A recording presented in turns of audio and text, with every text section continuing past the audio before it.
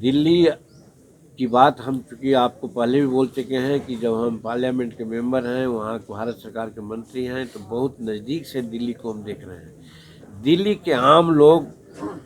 उन लोगों का जो संस्था, खास करके केजरीवाल साहब का एक पर एक जो नारा दे रहे हैं लुभावन,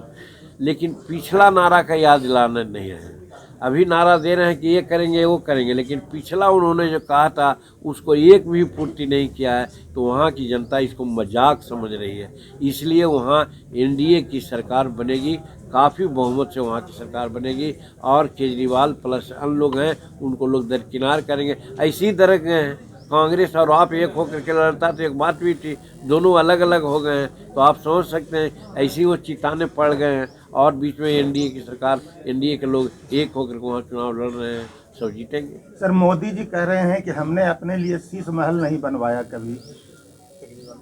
केजरीवाल जी पर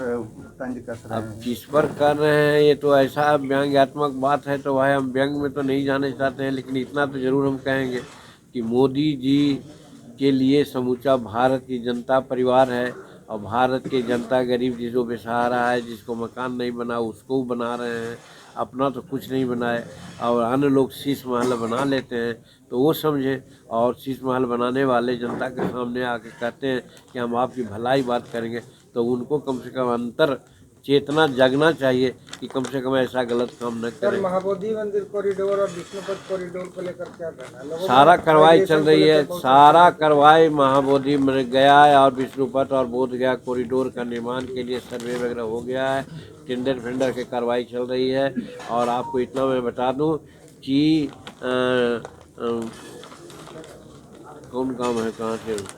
जहाँ से पुल बनाने के लिए बात करते थे, वहाँ से लेकर के बोध गया तक के नदी में उसका पश्चिमी किनारा में 25 फीट चौड़ा रोड बनाने की कार्रवाई शुरू हो रही है। बीठो से लेकर के बोध गया तक के 25 फीट चौड़ी रोड जैसे पटना में बनी है वैसे होगा। कॉरिडोर का सारा कार्य संपन्न होने जा रहा है।